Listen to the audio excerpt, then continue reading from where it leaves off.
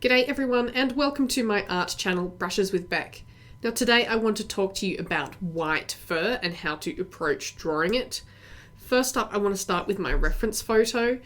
To begin practicing white fur, it's important to have a good reference photo that isn't overexposed. Now overexposed white fur means there is no detail and it's just a big blobby patch of bright white. So you can see my reference photo is white fur, but there are darker warm yellow brown shades on the one side and brighter cool tones on the other side from a different light source. And we can also see enough detail to see some of the individual hairs and the fur direction.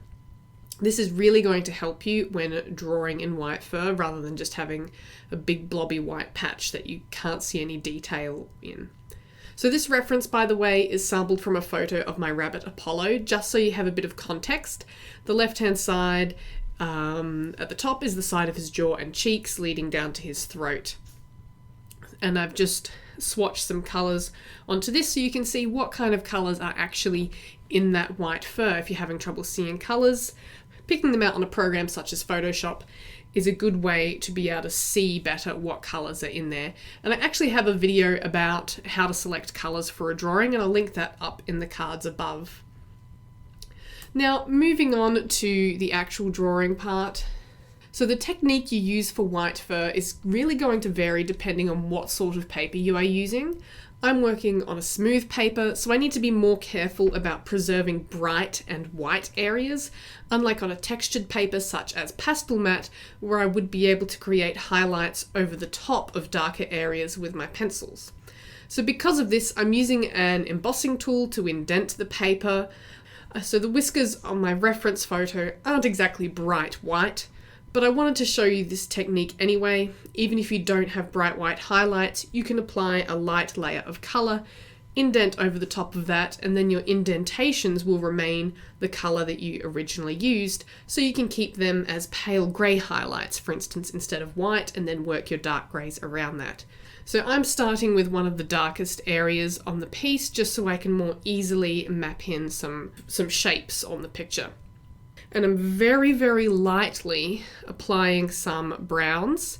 And also I'm just showing you there how I can use an eraser to also bring out some lighter areas from where I've drawn in lightly with the pencil. It's not as effective as embossing the paper, but you can bring out a little bit of brightness after you've put some colour down and then work around that as well.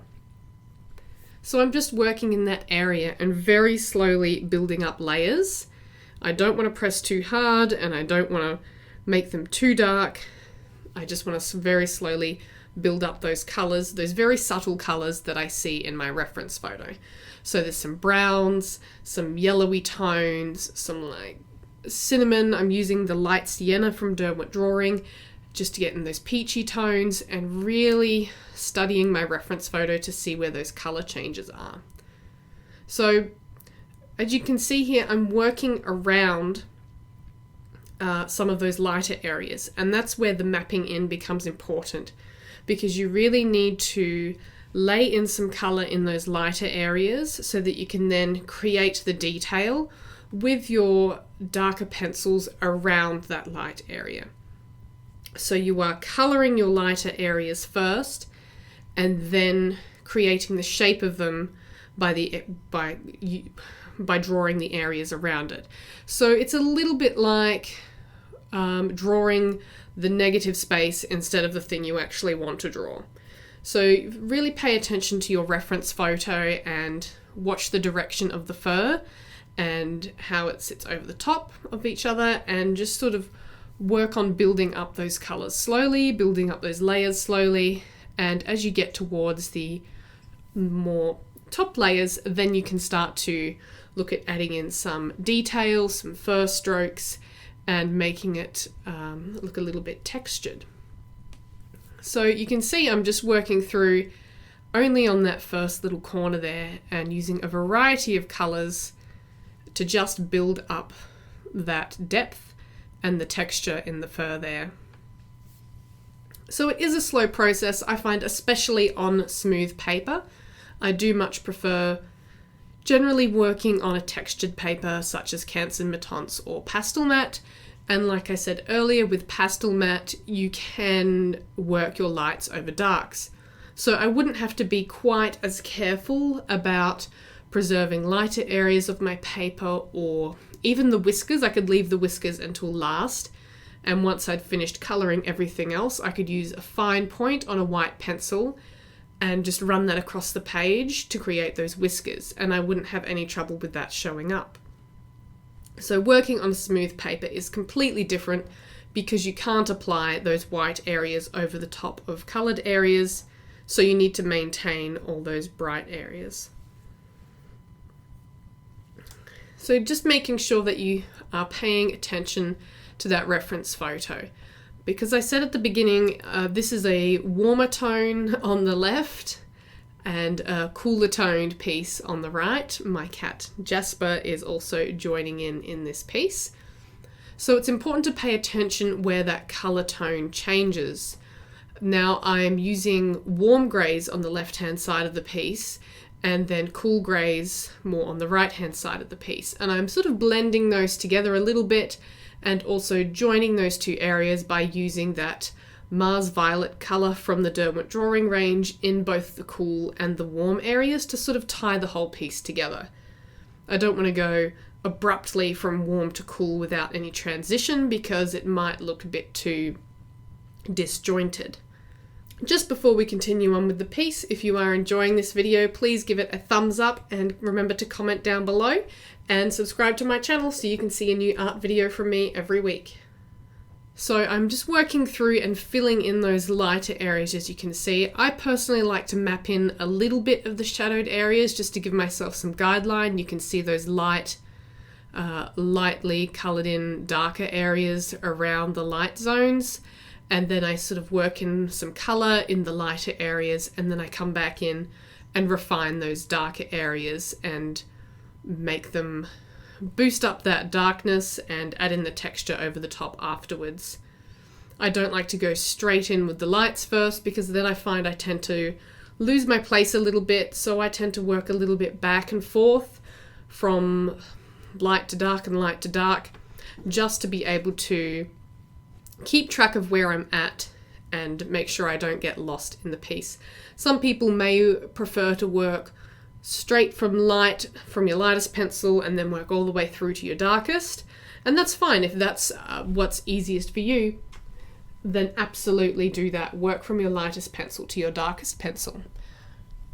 But if you find that that isn't working for you, that you're getting a little bit lost in your piece and you're losing where your color changes are or where your features are, then by all means work in those darker areas very, very gently, just to give you some sort of form, and then work through adding in some lighter colors and swap back and forth between them to build up that color. Because you certainly don't have to apply all that color at once, and I'd really recommend that you don't on a smooth paper. You really don't want to press too hard because you will limit the layers that you can apply and the color that you can lay down on the paper. So just slowly work up building the strength of those colors. I'm using a very, very light hand to gradually apply color to all the areas of the piece. And in some areas you can't even see it on the video because it is very light, but it is applying color. I do promise you that. So very, very gentle hand just to map things in before I build it up. And you can see throughout the piece, once I've gotten the color once the color's a bit stronger and I've got some nice layers in, that's when I start to add in my detail. And I'm not adding in, I'm not adding in all the fur detail. I'm not drawing every single strand of fur. I'm just drawing the sort of some main strands of fur, some highlighted areas, the points that I need for definition between light and dark areas, and then a few strands here and there that make it look complete. So you don't need to be drawing every single strand of fur to make it look realistic. You only need to get that fur direction correct and the color tones, and the rest will fall into place with a little bit of detail over the top, just to give that suggestion of, yes, there is lots of fur here. Now, when talking about colored pencil, It's very common that people will say, and I've said it before, that colour is not what's important, it is value that is important. And that is completely correct. Value is more important to get correct than it is to get colour correct. However, when you are drawing white fur, you are relying extremely heavily on those colours to give you depth to that fur. You can get depth with just, your values, but you will really improve your white fur by adding in that range of colours. They may be very subtle and difficult to see sometimes, but they are there and they're really important to include. Which is why for this drawing I included a reference that had quite obvious colour variations versus something that was a little bit more subtle. So I do recommend, once again, if you are struggling to see those colours, pop the image into something like Photoshop or some sort of app on your phone. I'm not sure what there is. There's those colour pencil picker apps and things. But if you pop it into Photoshop or Microsoft Paint, and you can use that little eyedropper tool to check what colour is in an area and just, move through the picture and see, and it'll enable you to see what sort of colours you need to be using. And I find that a really helpful tool. You don't have to match those colours exactly, but you say, oh, this is a blue tone or this is a brown tone, and it makes life so much easier. You can see it's taking me a while to work through this piece, and that is because, as I said, I'm working in very light layers. This piece is only 10 by 10 centimeters or approximately 4 by 4 inches, and it took me an hour and a half of drawing time to complete. So a fair amount of time for a little piece that, I wasn't being super thorough with.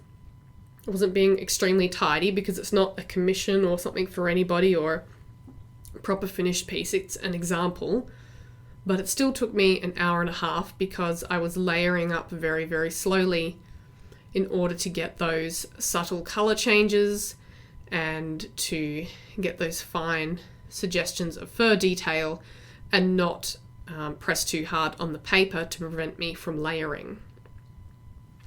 So now that I've worked in the right hand side of the piece, you can see how the color tone shifts from that yellow brown on the left into that cooler bluey purple grey on the right. There's quite a few different colors in there, and as I said, I have used that Mars violet purple along the right hand side as well as through into that brown area to tie the two together rather than having them being really distinct from each other. And that's important too, is to remember that that even if there are different light sources, they are still two parts of the same animal, of the same piece. So it's good to use colors throughout all areas so that you can tie that whole piece together rather than it looking disjointed. So the color doesn't have to be, I don't have to have really strong purple on both sides, but just subtle suggestions of it in both areas really helps unify the piece. And as you can see through the top there, I'm actually working very, very lightly because that's a much brighter section of fur, which is why it's really important that your reference photo is not blown out, because without any detail and just blobs of white, you're going to get nothing. It's going to be really hard to define your work. So that's just a very subtle area, some different, I think I used light sienna again for that warmer tone, moving into the cool greys ones with a little bit of sky blue as well, just a very subtle hint, and creating that really bright but soft effect of that fur and making so it ties in with the rest of the piece while also being brighter because it's better lit. So it's really a slow process but a worthwhile process to pay attention to where your value changes are in your fur, where there's little subtle differences in texture and color tone, and you'll get a very, very pleasing result. And you can see those indented whiskers that I did at the start have come up very brightly, and if you used a light grey or something over those in the beginning, you would have light grey whiskers instead of very bright white. So I do hope you've enjoyed this video and it has been useful to you. I had a lot of fun making this tutorial, so I hope you enjoyed it. Thank you very much for watching, and I'll see you next week for another video. Stay creative.